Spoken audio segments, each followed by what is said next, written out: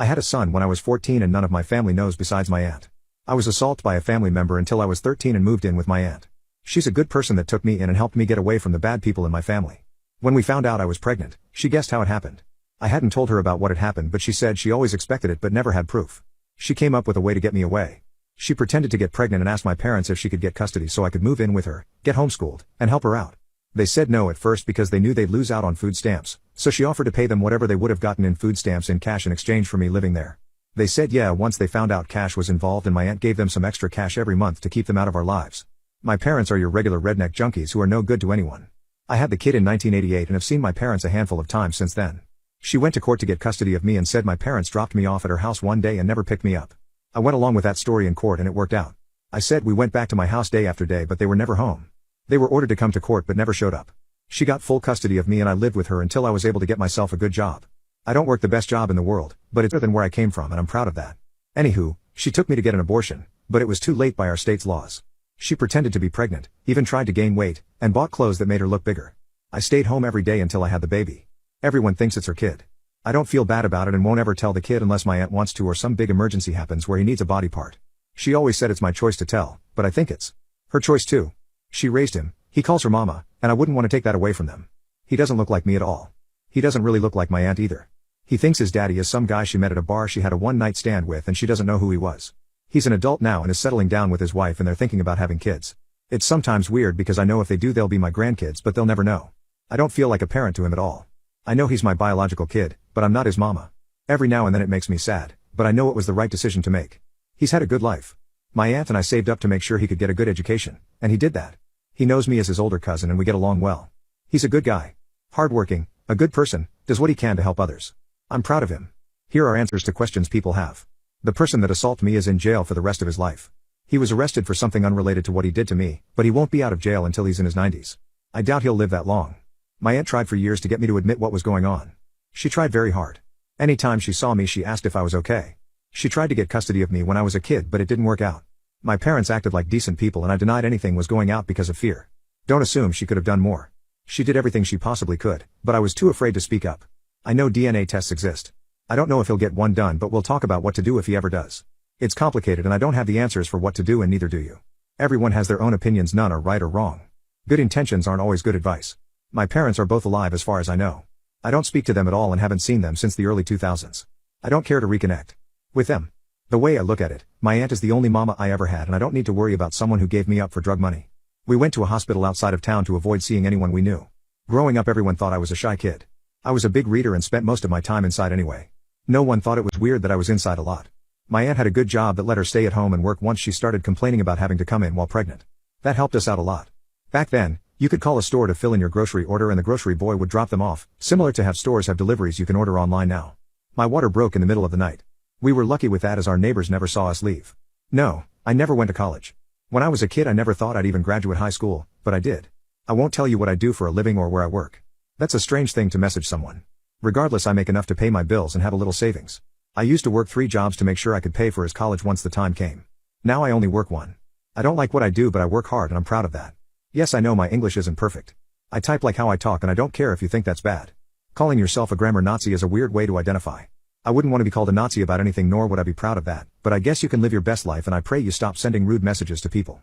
I don't care about your opinions on abortion or if you think I'm a bad person for considering it. I was barely a teenager and it would have been the best choice for me. No, I don't regret having the child now, but I wish I didn't destroy my body in the process. I can't have kids now because of the damage that pregnancy caused my body. A few disgusting people have messaged me that this was SI, that I deserved it, or asked for details. I don't know what the hell is wrong with you but from the bottom of my heart I hope you die. The world doesn't need more sick flocks like you. Yes, I know my aunt is a great person. She's the best person I have ever known. Not just because she helped me. I think she would have done the same thing for anyone. She's an angel. My delusional boyfriend wanted to show off how alpha he was. I think he forgot that I paid for his college so I got him expelled. I have been living with my boyfriend for less than a year, and things have been rocky to say the least. During the first week, I told him that we need to evenly split things like washing the dishes and cleaning the bathroom. But he didn't pay attention to me. If I didn't wash the dirty dishes, then they would just sit there for days. If I didn't do the laundry, then he would just keep wearing dirty clothes over and over again. I tried telling him multiple times that this wasn't the correct way to live, and that he needed to take some responsibility. But every single time his response would be, "A man shouldn't have to do all these things." The thing is, I was really busy because I was balancing a job alongside my master's degree, and literally had no time to argue. It was much faster for me to just do the chores rather than ask my boyfriend to step up. I was just happy that he was paying the rent on time. But a few days ago, things changed. My master's degree was finally complete, and so I was free to focus on my job and household. So I decided to have a proper talk with my boyfriend, because I didn't want to live life on the edge anymore. I told him that I needed to start taking on the duties of the house. My new job after graduation meant that I would make more than him, so we needed to switch the roles. I thought that he would agree with me, but my words angered him so much that he punched our glass table and shattered it.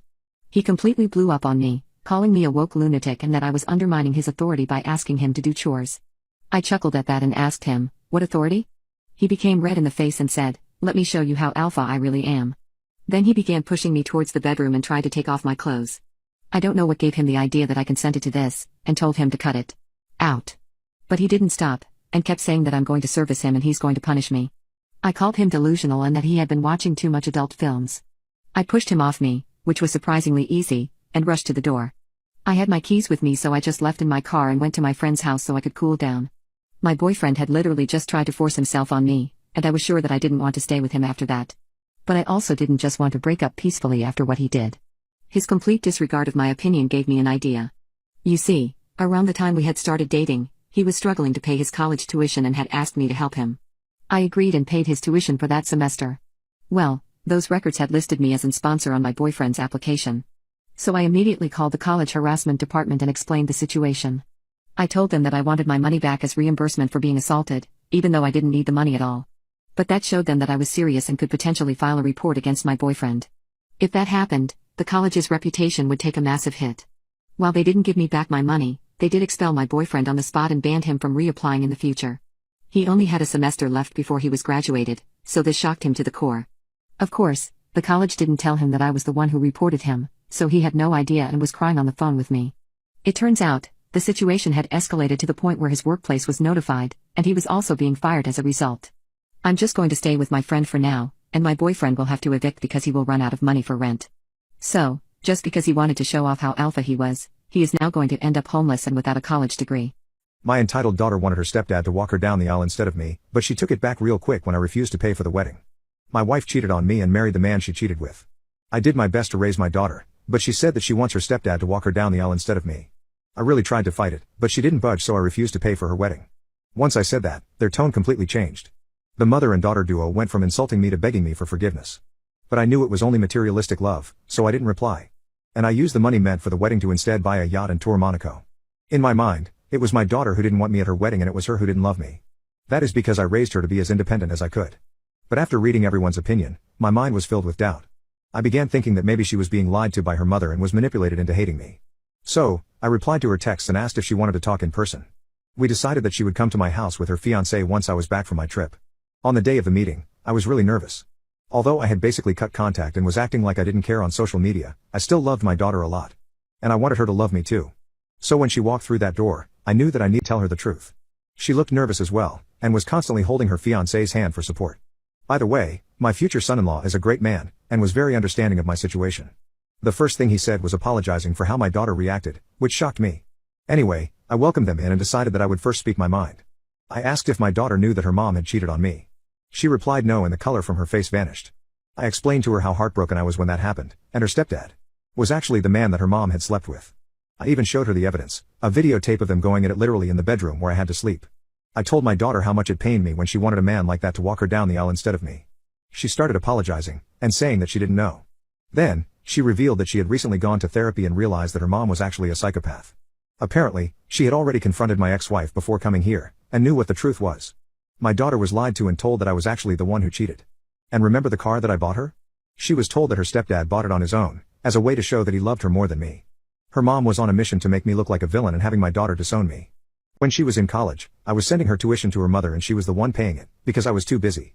But once again, she was told that I didn't contribute a single penny to her college fund. Just like that, a lot more truths came out. And my daughter's apology became more and more genuine with each one. She said that she regretted going over to their house and letting them manipulate her.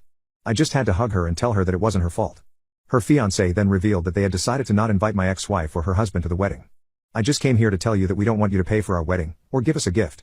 I just want you to come to the wedding in your best suit, and be there for your daughter. I can't tell you how happy I was to hear that.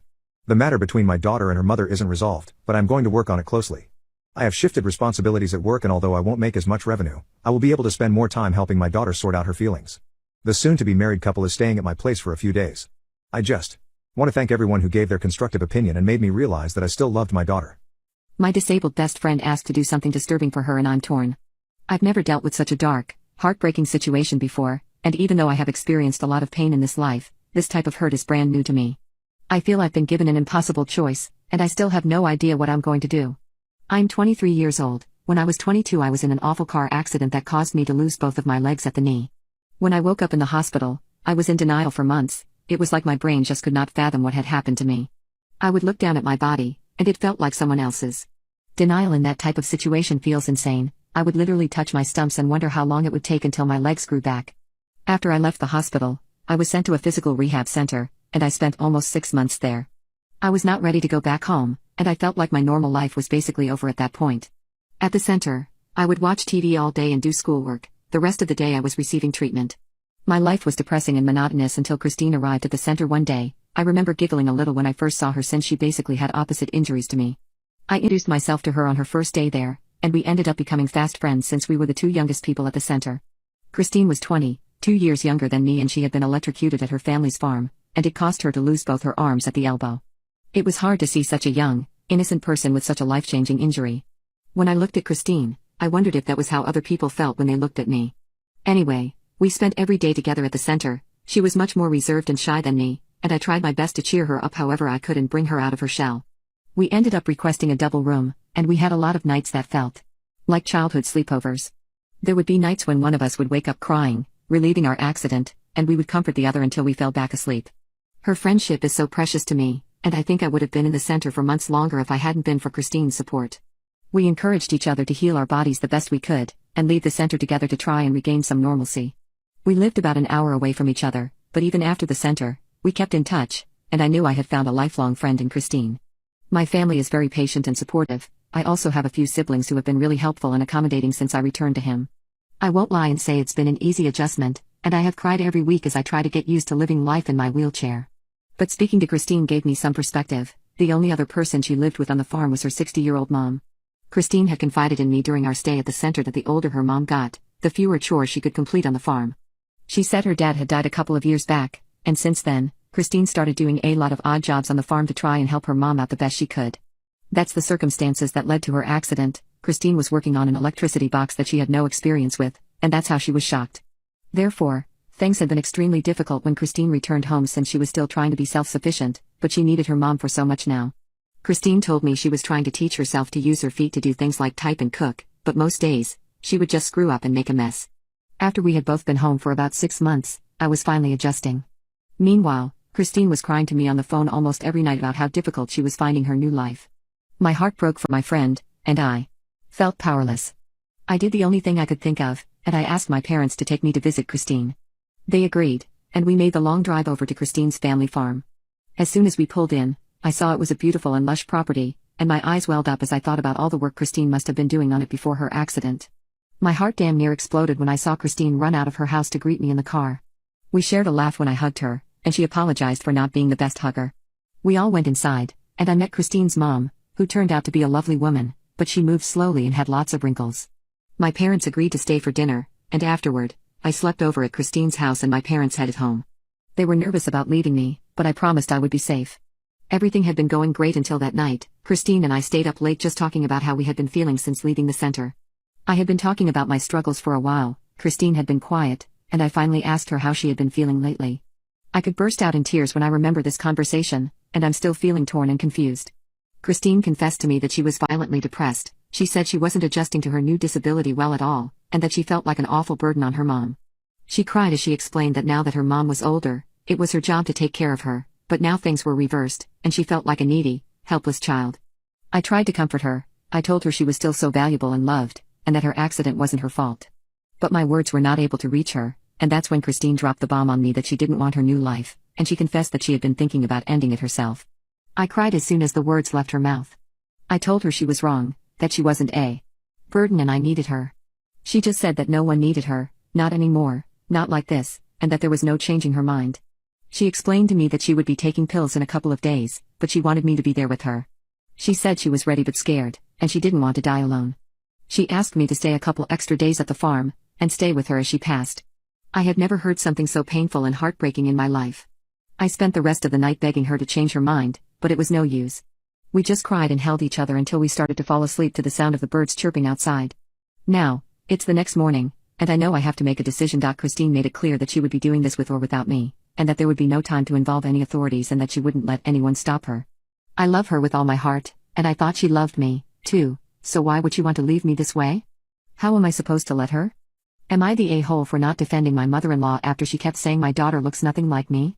I'm not sure what crawled up my mother-in-law's butt, but she and I got along so well before I got pregnant. She called me her daughter, came over to see me all the time, called me randomly to just talk, told me she loves me all the time, etc. But after I got pregnant, something switched in her. She stopped calling. She never said I love you back when I said it. She only came over to see my husband, and 9 times out of 10, it was trying to get him out of the house to go with her. Barely gives me a hello/goodbye in passing. She even tried staying in the labor and delivery room after she was already told no because her baby needs support, and clung to my husband's arm several times trying to get him to go sit on the couch with her instead of standing by me where he was. She was eventually kicked out by the nurses. Since I had my daughter 3 months ago, she has come over a good 10 to 15 times and has literally only held my kid twice. She just follows my husband around everywhere and still tries to get him to leave with her to go do chores/tasks for her, like changing tires, changing oil, fixing her computer, moving around her house, etc. And honestly, none of that bothers me nearly much as her comments about how my daughter looks nothing like me and looks exactly like her and my husband. For a bit of context, my husband looks nothing like his mom. He is a spitting image of his father. His mom is short, blonde, brown eyes. He is super tall, black hair, green eyes. You can't tell they are related at all. But she insists my daughter looks just like her and my husband and nothing like me. She's made these comments more times than I can count, and I just give a yeah, okay Becky, and leave it. But yesterday I hosted a dinner for the family and obviously invited her. She shows up with a scrapbook album with a bunch of photos of her and my husband from birth to present. She was showing/telling everyone who would listen that my daughter was basically not even mine if you go off of looks. My husband spoke up a few times with a clip. She actually looks just like my wife, but his mom didn't acknowledge him. But then she got to my mom, and my mom, being a no bullshit woman, said, "Are you blind or are you just being ignorant? That girl looks just like my daughter and nothing like you. Kinda weird to me that you are desperately pushing the narrative that the baby looks like your son and you considering your son looks nothing like you either." No one in the house said anything, but a few of them were chuckling. My husband also didn't say anything, but he looked more like a deer in headlights than anything. My mother-in-law then left. She group texted my husband and I later on saying she will never forgive us for not defending her against my mom making a scene and embarrassing her in front of everyone. I don't feel bad at all, but my husband does. My mom is disgusting. When I was 11 years old, I was assaulted by a family member. My mother knows about this, and it is unquestionably the most horrific thing that has ever happened to me. One day when we were eating at the table, she says, "I don't care what he did to you, he's hot." My little sister was at the table and was shocked about what she said. "Mom, you know he assaulted her, right?" To which she replied, "Yeah, I know, I don't care, he's attractive," while eating food, so nonchalantly, absolutely no remorse or emotion while she said that. This conversation was almost 3 years ago and I have never, or will never forget it. I try to love my mom, but it's so hard to look at her and not remember those words. She has not apologized. What would you do? Keep in mind, she is the person to get joy out of other people's misery. In the moment I was so stunned I just walked away. Didn't say a word to her. If she knew she hurt me, she would be happy. And a part of me doesn't want to give her the satisfaction that she hurt me. I'm so lost because this is my mother, but it's unforgivable. But I am so fed up with everyone in my family treating me like a dog. Edit. Since this got a lot of attention, I'll share another story that is so disturbing. I am bi intimacy and it took me years to come out of the closet and tell my mom. I don't know why I even did that. We were eating and I'm crying, telling her about me liking other girls. She literally looked like she could not care less. She finishes eating and tells me, "You know, because I accepted you." She does hand circular motions above my face hinting to me being gay. "You should accept me being with Jacob," her ex-boyfriend. Her ex-boyfriend Jacob was extremely abusive to me and my sister. He physically fought me and my younger sister and pulled her hair. Said racist jokes and even told me the first time I effed your mom she bled. I got kicked out multiple times because my mom wanted to have intimacy with Jacob. I was even kicked out of the house in the cold hard winter. Sitting at the library calling government housing because I didn't know what to do. I even had to call and report my mom missing because she went on an 8-day date with him and completely cut off connection to her children and her dad. I physically had to sit with an officer and give him my mom's description and everything. She was legitimately a missing person. I had to call the officer back when she finally came home and tell him, "Sorry, my mom just went on a date." She saw all our texts asking if she's alright and she chose to ignore it. She came home and was so furious the house was messy, when we were literally so scared our mother died. She's pissed the dishes aren't done. Her ex literally cheated on her and left the city for another girl. He completely left my mother. Then when he comes to the city he will rent a hotel and they still have intimacy. I went to the mall some time ago and she asked me to go get her lingerie for when she goes out with Jacob. So absolutely vile she'd ask me to do that. Another time we were bored playing around on an app that was like Omegle. You video chat with strangers for a few seconds and it moves on to the next person. I think the app was called Hala. We were sitting in her car bored as heck, so I thought, why not let's alive sometime, maybe talk to someone, whatever. I wasn't trying to flirt or meet any guys. For the most part I connect with other girls. You can set preferred gender you'd like to see. Anywho, we connect with a few guys. She pulls down her shirt so more cleavage shows. She cuddles up to me so she gets in the camera and says you like mother-daughter action the second I connect with a man. I immediately felt so sick to my stomach and turned it off. She punched me so hard in the arm and started screaming at me why I shut it off. She called me every name in the book. She started demanding I give her the app name so she could do it herself. I felt like crying in the moment. My mom punched me so hard because I wouldn't entertain these random men with her. Was holding back the tears. It was so painful I developed a huge bruise and my arm hurt me for days. Never forgot that. Another time when I was 15 she kicked me out. I was new to the city and had no cell phone. All I knew was there was a McDonald's across the street. I went and slept in the handicap bathroom for some hours. This was December and I didn't even have a winter coat. I came back home after hours knocking on the door. She let me in and I went to the bathroom to take a hot bath because I was so cold. I begin to have a panic attack and feel like I'm going to throw up because she's verbally assaulting me while I'm in the bathroom. I'm shaking because I'm so cold still even though I'm inside my skin is cold. She tells me I can tell you've done drugs because you're shaking. Did you prostitute yourself for drugs? Keep in mind I'm literally 15 years old at this time.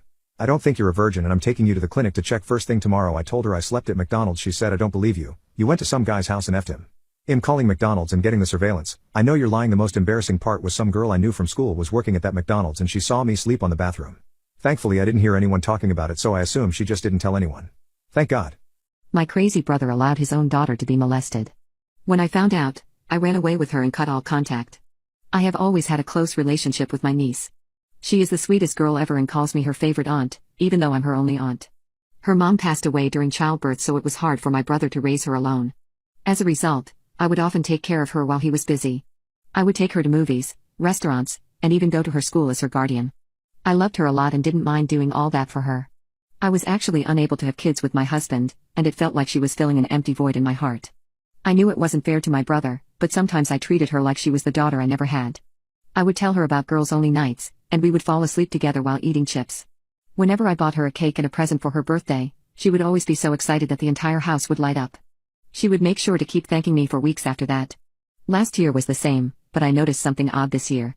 She recently celebrated her 12th birthday at my house, and I noticed that she wasn't as happy as I expected. I tried asking my brother, in other words Arthur, if something was wrong, but he didn't answer my question. The only guests were family, but I didn't want to make a scene. So I decided to take my niece away from all the noise and ask if she was all right in private. I took her up to the room that she stayed in whenever she would come over. But as soon as I asked her what was wrong, she just started crying. She was hugging me so hard that I almost started panicking. I had never seen her cry before this, and wondered exactly what was bothering her. But she didn't stop crying for several minutes. I told her that I love her, and am always here for her, so she can tell me everything. She somehow found the courage to tell me the truth, and I couldn't believe it. It turns out, a teacher at her school had taken her away into an abandoned classroom, and touched her inappropriately over her clothes. When she told this to her dad, he brushed it off like it was nothing. But she was obviously very uncomfortable, so she kept pressing him to do something about it. And my idiot brother had gotten angry at her, told her to shut up and never tell anyone about what happened. I was literally in shock and kept hugging my niece close to my chest, because I didn't want to break down crying in front of her. The first thing I did was put some headphones on her with some calming music, and told her that she could play on my iPad. Then I desperately called my husband upstairs and told him about the situation. I was furious at the school and even more so at my brother, but I didn't know how to handle the situation. But it turns out, my husband was even more furious than I was. He rushed down and punched my brother right in the face. And in front of the entire family, including my parents, he screamed, "You dare let your own daughter be molested at school, and did nothing?" I thought my brother would make up some excuse, and he did exactly that. He said, "Oh, for Christ's sake, stop bothering me. That girl took my wife away from me, so everything she says is invalid in my opinion. She is probably lying about that incident anyway. And even if she isn't, I don't care." For a few seconds, everyone in the house was silent. I was praying that my niece still had the headphones on, and didn't listen to her own father say that. My dad quickly discerned what the situation was about, and supported my husband by kicking my brother out with force. A lot of relatives couldn't bear the uncomfortable situation, and made some excuse to leave. After that, I couldn't take it anymore either and just broke down. I never thought that my brother was hiding such resentment about the passing of his wife, and blaming an innocent girl in the process. What would he have done had she not gained the courage to tell me the truth? Would he have let that particular teacher continue his wrongdoings? Just the thought alone makes me want to puke. But I knew I had to stand up and put a stop to this. I sat down with my parents and my husband to talk about how to handle everything. The first thing we decided was that my dad would go to the school and make sure that teacher got fired or arrested. I trust him, so I am leaving that part to him. Then comes the question of whether we should let my niece go back to her father. But with the way that he reacted, I honestly didn't want to let him near her ever again. Thankfully, my husband and I were planning to move to a different state because he would get a higher paying job. The only reason I hadn't said yes was because I didn't want to get separated from my niece. But this was the perfect opportunity. We decided that we were going to move, and simply take our niece with us. We live in a country where there is no such thing as a child protective services, so this wasn't going to be that hard. But I needed to make sure that my niece wanted this. I went back upstairs, and very gently asked her if she wanted to come with us even if it meant not seeing her father again. I can't count how many times she said yes. My brother had been ignoring her at home, and in her mind, we were her true parents anyway. I'm a bit ashamed to say that I was actually glad this happened, because now I could be with her every day and protect her. For the next few days, we sorted all loose ends and kept avoiding my brother. My niece was staying with us since we could just buy her new clothes and toys. My dad, as he said he would, and got that teacher fired from the school, and even his teaching license was revoked. We had to inform the principal that we were taking her to a different state, and he wrote a recommendation letter for us that would help her start in a new school right away. As the days went by, my niece became more and more happier because she didn't have to see her father or that teacher ever again. Now, we have been living in this new house for nearly a month, and things are better than ever. I have blocked my brother and have had no contact with him after that day. I'm sure he's asking my parents about the whereabouts of his daughter, but they aren't going to tell him. I don't regret doing this, because he's the one who started all this. If he wasn't a spineless father who blames an innocent soul, he wouldn't have lost a daughter. What's a cold case that even the FBI couldn't solve? The disappearance of Asha Degree. Asha Jacquilla Degree 13 was born on August 5, 1990. She was the only daughter of Harold and Aquila Degree and had a brother, O'Brien, who was 1 year older than her. They lived in a rented 2-bedroom duplex at 34040 Crest Drive, located in a quiet residential neighborhood about 5 miles north of Shelby, North Carolina. Asha is described as a happy, shy, and athletic little girl who took after her father's quiet personality and was extremely close with her older brother. On Saturday, February 12, Asha attended a slumber party at her cousin's house. Back at home, Asha, who hadn't gotten much sleep at the slumber party, dozed off at about 6:30 p.m. 2 hours later. She was awakened by a thunderstorm that just rolled into the area and went to the living room to watch TV with her parents and brother. Just before 9 p.m., a motorist crashed into a utility pole in Lawndale, knocking out power to swaths of northern Cleveland County. Aquila, who was preparing a shower for the kids when the lights went out, decided to leave it for the morning and sent both of them to bed. At 11:30 p.m., Harold stepped out for a last-minute trip to buy some Valentine's Day candy. Tomorrow would be his and Aquila's 12th wedding anniversary. The two planned to spend the day alone at home. He returned shortly after and fell asleep on the couch. When the power returned at 12:30 a.m., Aquila woke Harold up and asked him to move their kerosene lamp before going back to bed. Now wide awake, Harold settled on the couch to watch TV for the next 2 hours. At 2:30 a.m., he checked on Asha and O'Brien, found them sleeping peacefully in their beds, and went to join Aquila in their bedroom. Sometime during the night, O'Brien stirred and heard Asha moving around in her bed. He thought she was tossing and turning in her sleep, then heard her get up and apparently go to the bathroom. Reports differ on whether he ever heard her return. That night, unbeknownst to her family, Asha would grab her backpack, slip out of the house, and start walking south on Highway 18. They would never see her again. Aquila woke up at 5:45 a.m. to start the shower, and later walked into the kids' room to find O'Brien asleep in Asha's bed unmade and empty. Thinking she just got up early, Aquila went downstairs to the kitchen expecting to see her there, but couldn't find her. Now concerned, she began searching the house and realized that Asha's book bag and house key were gone. Harold suggested that she went to her grandma's house across the street, but when Aquila called, she said she hadn't seen her either. Aquila started running up and down the street, screaming Asha's name. Harold called the police at 6:39 a.m. By 6:45, Sheriff Dan Crawford and officers from the Cleveland County Sheriff's Office had converged on the Degree home and were scouring the neighborhood. Over the next few hours, dozens of volunteers, search and rescue personnel, bloodhounds, and investigators from the Sheriff's Office and State Bureau of Investigation, SBI, poured in to comb the surrounding area. The SBI taped off the Degree home at 2 p.m. They found no signs of forced entry at the scene and were unable to tell if she had left through the front or back door, both of which could be opened from the inside without a key. There was no evidence of foul play inside the home. Asha is believed to have been wearing a white shirt, white jeans, and white Nike tennis shoes. She did not bring a coat or hat with her, but an inventory of her belongings found that she had taken the following items: a black Tweety Bird pocketbook candy she received at her basketball game on Saturday night, her house key, a red vest, blue jeans, a white nylon long-sleeve shirt, a black and white long-sleeve shirt, and black overalls with Tweety Bird on it. That afternoon, Jeff R., a 25-year-old trucker for Sun Drop Bottling Company, was eating lunch when he saw Asha's face on the TV. He instantly recognized her as the child he had seen walking in the rain along Highway 18 at 3:30 that morning, about a mile south of Asha's home. He called the police and said, "I seen a little girl walking down the road with her book bag. She had on a little dress and white tennis shoes, and her hair was in pigtails. I went back, but she never did look up at me. She looked like she knew where she was going." She was walking at a pretty good pace. Realizing it was a child, Jeff stopped and turned his 10-wheeler around. In total, he circled around 3 times before the girl ran into the woods and out of sight. At 4:15 a.m., Roy B., a former deputy at the Cleveland County Sheriff's Office, was trucking northbound on Highway 18 with his son when they saw a small person walking down the road. It was a small figure wearing light-colored clothing. I thought it was a woman. I couldn't tell it was a child. I thought that maybe it was a domestic violence thing where a woman left the house and was out walking. Roy placed the sighting 1.3 miles south of Asha's home, just before the intersection of Highways 18 and 180. Concerned that she would get run over, they sent a message over the CB radio for other truckers to be on the lookout, but they didn't stop for her. Instead, they made a stop in Fallston before driving up to Chicago, where he learned about Asha's disappearance during a phone call with his wife. The next day, the men returned to Shelby and went straight to the command post at Mulls Memorial Baptist Church to report the sighting in person. The SBI and FBI have always believed these sightings to be legitimate. Armed with this new information, they began combing a 5-mile radius around the intersection of Highways 18 and 180. An air search by Highway Patrol and the SBI turned up empty. There were no signs of a struggle or hit and run. Driver checkpoints set up on February 15th and 21st failed to turn up any leads. Bloodhounds began to scour the area within 1.5 hours of Harold's 911 call but never caught her scent, likely due to the inclement weather. That night, Iquilla and Harold were interviewed by the SBI and quickly ruled out as suspects. Detectives say that the Degrees have always been cooperative with the investigation and have bent over backwards to help find their daughter. They allowed authorities to search their home and insisted on a polygraph, which they passed. As Sheriff Crawford put it, there was no, and is no, evidence whatsoever to indicate this mother or father or child are responsible for this child's disappearance. On February 15th, some volunteers approached Raleigh and Debbie Turner, who lived almost exactly 1 mile south of the Degree home, and asked them to check their property for any sign of Asha.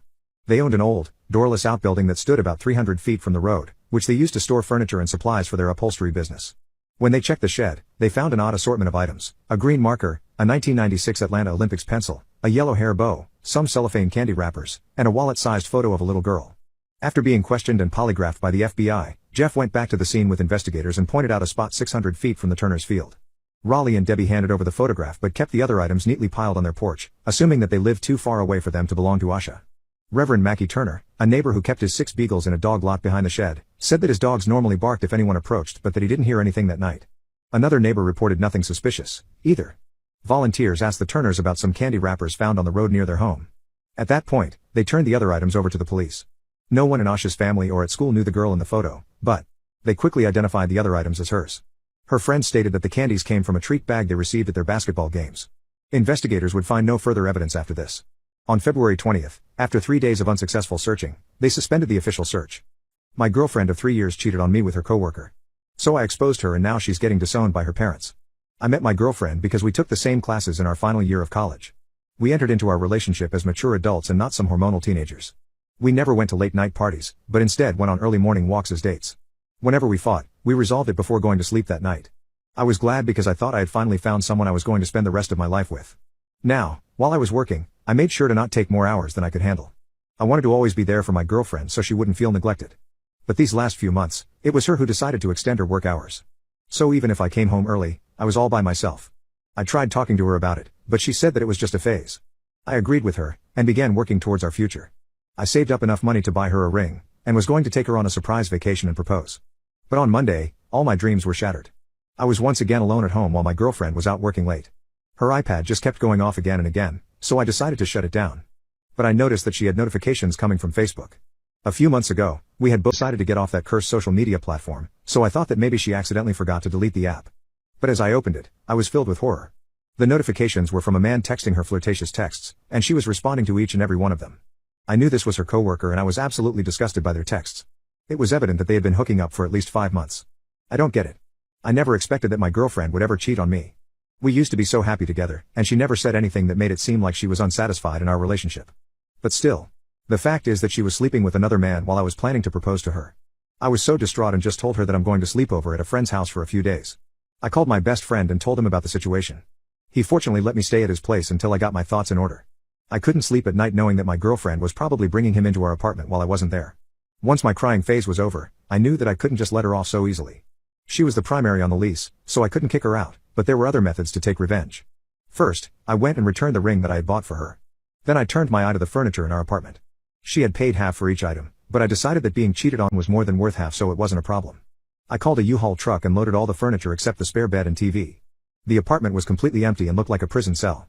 I left a note on the floor, telling her that I had found out about her affair, and was leaving her. I also told her that I was planning to propose, and she had broken my heart. I blocked her everywhere because I didn't want to deal with her complaints and crying. While I was leaving, I also called up her parents and told them everything. I had a close relationship with her father, and he was shocked to hear what his daughter had done. He didn't believe me at first, but I did send him all the evidence because I had taken screenshots. I thought that was enough, and that I should just focus on myself. But a few days later, I got a call from her dad informing me that they had decided to disown their daughter. She had called them crying, asking them for money to buy some furniture and cooking utensils, but they refused. They didn't even acknowledge her as their daughter anymore, and have already removed her from their will. So, because she decided to cheat on me, in the end, she lost not only a future husband but also her parents and her inheritance. My narcissistic parents are angry with me for not ignoring my autistic brother's predatory behavior towards my beautiful girlfriend. My brother is 32 years old, he's never had a job, he dropped out of community college after 2 semesters for never doing his assignments, he's lived with my parents his entire life, he sleeps all day, and stays up all night playing video games and watching adult films. Both my brother and I 27 are diagnosed autistic and present our symptoms similarly, but I've been working since I was 17, got my driver's license at 17, bought my first car at 24 and started college right after finishing high school. My parents constantly use my brother's autism as an excuse for his appalling behavior even though we're both on the spectrum. In November, I moved back in with my parents because I left an abusive relationship and had chronic health issues. Living with them hasn't been the best because my older brother is really weird and my parents coddle him a lot. It's like watching a grown man wearing a diaper and getting fed airplane style. I met my current girlfriend 23 and we've been together for a year. She's really gorgeous and sweet. Recently, she had some in mid-2021 and in early 2022 she had some extenuating circumstances where my family agreed to let her live with us. My brother was immediately pleased with this development, and behaved inappropriately really quick. It started off with him creepily staring anytime her and I kissed, which progressed to him following her into the bathroom anytime he saw her go in there for a shower until he figured out she always locked the door because of him, and the straw that broke the camel's back was him trying to come into our bedroom uninvited at 3 in the morning while we slept.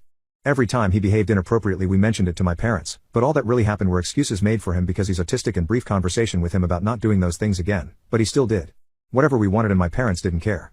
After the bedroom incident, my parents fully blamed my girlfriend for what happened because my brother went to them to complain that we were being mean. They kicked my girlfriend out, making her homeless for a brief period of time, and she had a PTSD panic attack since my brother made her feel unsafe. As a result of this, my girlfriend and I got an apartment together and I moved out as well because I didn't want to be in the same house as my brother. I was upset with the way my girlfriend was treated, and I wasn't willing to break up with her, which my parents wanted me to do. I had a calm conversation with them explaining why I was moving out where I explained it's their house so they are more than entitled to make rules concerning their own home. However, I was not going to continue living somewhere my girlfriend wasn't welcome and where my brother's predatory behavior was condoned. At first they told me they love me, they're sorry they ever made me feel that way, they want me to keep a key to the house because I'm always welcome over, and that if I ever needed to move back and I could. I was glad we ended on a good note, considering everything that happened. But several days later, I went over to pick up some more of my things only to find that my parents had changed the locks on the door. Later that same week they tell me they're angry with me for being ungrateful, saying I hate them, and calling them bad parents, none of which I ever said.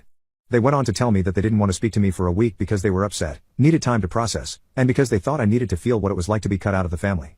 I respected their wishes and later my parents agreed to family therapy, which they quickly backed out of because they were only willing to do it over a 3-way video call and my therapist wasn't able to do that. I told my parents I would be willing to attend family therapy with a therapist of their choice who could do the 3-way video call, but that had yet to happen. That same Sunday my parents invited me over for dinner which I thought went well, only to find they would continue to dodge my calls and leave my texts on read after that night. They eventually contacted me and told me to stop using their house as storage and pick up my things, despite requesting that I stay away for a week. My girlfriend and I went over to pick up the rest of our stuff which wasn't the best idea because my brother kept staring creepily at her and making nasty comments whenever he wanted. My girlfriend was really uncomfortable but at least it was quick so she didn't have to suffer for too long. Still, my brother needs to stop doing that, especially because she's a lot younger than him. I briefly brought it up to my parents but they told me to just leave because they didn't want to deal with useless drama at the moment. I don't get why they aren't willing to talk about the issues that led to me moving out. They haven't even come over to see our new apartment after being invited over. Because, despite the circumstances, I still love them and want a relationship with them since this type of behavior is highly uncharacteristic of them. Understandably, my girlfriend isn't fond of them but told me she doesn't mind me inviting my parents over because it's important to her that I have a relationship with my parents for the sake of my mental well-being. I just don't know what to do to get them to listen. My entitled aunt treated my mother like trash her entire life. 20 years later she asked me for money but I refused and ruined her reputation. Ever since I was a kid, my aunt has ruined my mother's life. She is my father's elder sister, and used to constantly turn him against his own wife. My mom was very progressive and modern while my aunt was traditional, and that was the main cause of all that hatred. Whenever we went to her house for the holidays, she would badmouth my mother in front of everyone. Saying things like, "This woman is bad for your health. She has no character and won't take care of your children." In fact, my aunt went as far as to insult my mother's appearance, saying that I would grow up to be ugly because I had her terrible genes in me. My mom would ask my dad to stand up for her, and this would lead to a lot of fights between them. She was forced to quit her career as a doctor and stay home as a housewife, because my father's side was very traditional. I was 10 when he forced my mother and I out of the house and we had to walk in the snow to go to a hotel so we could sleep. The next day, he came to get us in the car but never even apologized. I know that was because my aunt had called him and said some stuff that caused a big fight. Even my grandparents on my father's side began treating my mother like trash as time went on, and she became an outcast. I think I ended up as her only friend in the entire world, because she would cry in my arms when she just couldn't take it anymore. But my mother was a strong woman. She went back and began working as a doctor again, gaining her own source of money. She also divorced my father and gained sole custody of me. I was on her side the entire time, and never expressed any desire to stay with my dad. I supported her when she cut off everyone on my dad's side except him. But even after the divorce, things weren't easy. My mom's career was very hard on her mentally, and she would often fall sick. She was unable to pay for my school on her own and had to take on a bunch of loans to send me to college. But all those years of conflict had forced me to mature at an early age. I knew how much she was suffering, and did my best to help her. Although I was terrible at sports, I got scholarships through my academic performances and helped ease her burden. Once in college, I went to study abroad so I could take on a high-paying job and send money back home to my mom. She didn't want to be separated from me, but I knew that it was the best for both of us. She got a break from taking care of her son and was able to finally get her mental health back on track. Meanwhile, I graduated top of my class and secured a job which allowed me to go back and live with her. I was actually making more than all my cousins on my dad's side, and was proud of myself. I wanted to show everyone that my mother raised me well despite everything they put her through, so I made my earnings public, at least for my blood relatives. I thought that my aunt would secretly scorn me and block me in jealousy, but apparently she had grown extremely entitled. She called me out of nowhere, and began asking about my career and how life was treating me. But I only gave her dry responses, because I knew that she was planning something. And I was right. She said that because I was earning so much, I should share some of it with my dad and her as a way to say thanks for raising me. My blood began boiling. This woman actually had the audacity to ask me for a handout after treating my mother like that. I told her in simple terms, because of you, my mother was treated as an outcast. You turned the entire family against her and even ruined my father's character. The only thing I'm willing to give you is my hatred, but the truth is that you're not even worth spending my time thinking about. However, I still remember every single thing you said and everything you did, so I won't let you go so easily. Before cutting you off, I'll make sure that your worst nightmare comes true. I cut the call after that and began thinking. The true reason why she held so much animosity against my mother was because she was afraid her authority within the family would be challenged. The most important thing to her was her reputation, so I needed a way to ruin that. I made a Facebook account and added all of my relatives as well as family friends, and then made a huge post. I detailed every single one of her atrocities and labeled her as a homewrecker. But the icing on the cake was her audacity to call me after all that and beg me for money, which I definitely included. Everyone began calling me brave for speaking up. And the people who had taken my aunt's side and ridiculed my mother apologized and revealed that my aunt manipulated and threatened them. She was literally bribing people to speak against my mother. I know that this might not sound as a big deal, but I live in a conservative community, so this was essentially ruining her life. I had finally shown her that I won't tolerate anyone speaking bad about my hardworking mother.